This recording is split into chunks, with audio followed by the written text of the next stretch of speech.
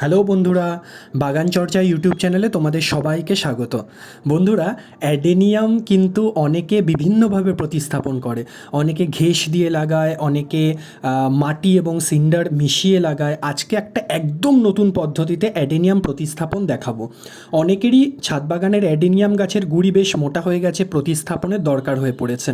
আজকে এমন একটা পদ্ধতিতে তোমাদের অ্যাডেনিয়াম প্রতিস্থাপন দেখাবো যাতে করে একদমই জল দাঁড়াবে না, জল পড়লেই পুরো জলটা সঙ্গে সঙ্গে নিচ থেকে, টবের নিচ থেকে বেরিয়ে যাবে। এই জন্য আমরা যেই প্রতিস্থাপন পদ্ধতিটা ফলো করব সেটা হচ্ছে গিয়ে প্রায় 80% ইটের গুঁড়ো, অর্থাৎ ইট একেবারে মিহি করে গুঁড়ো, সেটা একদম বালি করে মিহি না হলেও অন্ততপক্ষে ওই ধরে নাও 1/4 ইঞ্চি পিস থাকতে হবে, ঠিক আছে? তার সঙ্গে মেশানো হবে 20% মতন মাটি, 20% মাটি, আর 10% ভার্মি কম্পোস্ট এবং হাড় গুঁড়ো এবং নিমখোল। এই তিনটে জিনিসের কিন্তু মিক্সিং হবে এই এই মিক্সচারটা। বন্ধুরা, আমার অ্যাডেনিয়ামটা তোমরা লক্ষ্য করলেই দেখতেই পাবে, এটা প্রায় 5 বছরের অ্যাডেনিয়াম এবং প্রচণ্ড গুঁড়ি মোটা হয়ে গেছে।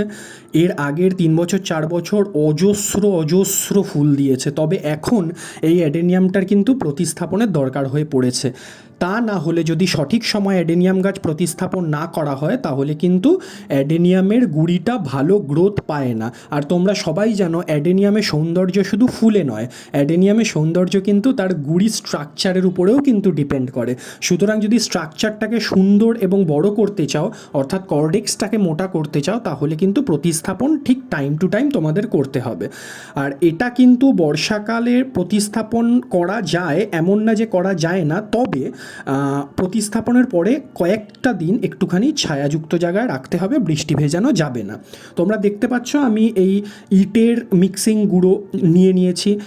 কতটা করে গুঁড়ো করা রয়েছে সেটাও নিশ্চয়ই তোমরা ভিডিও মারফত দেখতে পাচ্ছ। এর মধ্যে থেকে মোটা মোটা যে সমস্ত একটু বড় সাইজের যে টুকরোগুলো রয়েছে, ওগুলো কিন্তু ছেটে বাদ করে দিতে হবে। সেই ছাটা বাদ অংশগুলো কিন্তু টবের একদম নিচে দিতে হবে, তাহলে কিন্তু জল নিষ্কাশন ব্যবস্থাটা ভীষণ ভালো হবে। এরপরে যাবে একদম মিহি গুঁড়ো এবং মাটি বা মিক্সচার মিশানো অংশগুলো, ঠিক আছে? এইবারে দেখা যাক আমরা কি করে প্রতিস্থাপন করি। বন্ধুরা, অ্যাডেনিয়াম কিন্তু আর কিছুদিন বাদে শীত পড়ার আগে আগেই কিন্তু এটা ডরমেন্সি পিরিয়ডে চলে যায়। তখন কিন্তু অ্যাডেনিয়ামের গ্রোথ পুরোপুরি বন্ধ হয়ে যায় এবং ফুল আসাও প্রায় স্টপ হয়ে যায়। সুতরাং এখন যদি তোমরা প্রতিস্থাপনটা করে দিতে পারো, তাহলে কিন্তু শীতের পরে ফুল আসা আবার নতুন করে শুরু হয়ে যাবে। এইবার আমি ব্যবহার করছি যে মাটিটা, সেটাই অ্যাডেনিয়ামেরই মাটি। এটা এই মাটিটাকে গাছ থেকে ছাড়ানোর পর যেই মাটি আমি পেয়েছি সেই মাটিই ব্যবহার করছি।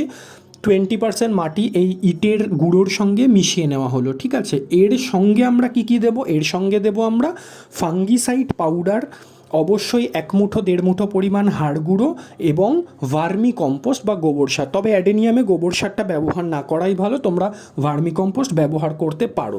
অবশ্যই ছত্রাকনাশক বা ফাঙ্গিসাইড মেশাতে ভুলবে না, কারণ এই সময়টা কিন্তু একটু সেনসিটিভ, বর্ষার দিক। অবশ্যই তোমরা ফাঙ্গিসাইড মিশিয়ে রাখবে এবং বৃষ্টির জলে ভেজাবে না অন্ততপক্ষে 10 থেকে 15 দিন, তাহলে কিন্তু কোনো সমস্যা হওয়ার কথাই নয়। তোমরা কিন্তু আরামসে প্রতিস্থাপন করতে পারবে, কোনো রকম কোনো প্রবলেম হবে না। এইটা আমি একটা এক্সপেরিমেন্টাল ভিত্তিতে করছি, জানি না এর রেজাল্ট কীরকম হবে।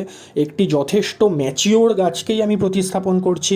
অবশ্যই এর পরবর্তীকালে আমি এর রেজাল্ট কীরকম দাঁড়ায় তোমাদের সঙ্গে শেয়ার করবই।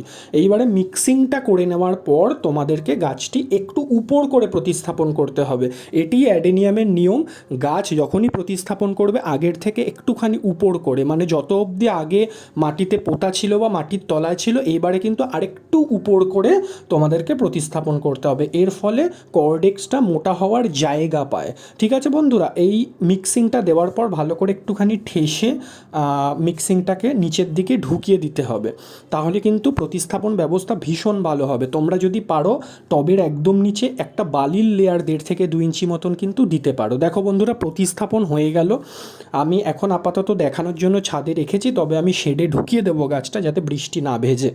এর পরবর্তীকালের কী রেজাল্ট হয় তোমাদেরকে দেখাবো। আশা করি এই প্রতিস্থাপন পদ্ধতিটা ভালোই কাজ করবে বা ওয়ার্ক করবে, এবং ইট তোমাদের প্রত্যেকের বাড়িতে অ্যাভেলেবেল, সেটিকে একটু হাতুড়ি দিয়ে গুঁড়ো করে নিলেই কিন্তু এই মিক্সিংটা বা মিক্সচারটা তোমরা কিন্তু তৈরি করে নিতে পারো। অবশ্যই এর এতে আবার সার বা খাবারও দিতে হবে, সেটা আমি কিন্তু অন্ততপক্ষে 15 থেকে 20 দিন বাদে দেবো। এখন বর্ষাকাল, এক্সট্রা কোনো খাবার দেওয়ার দরকার নেই। আজকের মতো এই পর্যন্ত।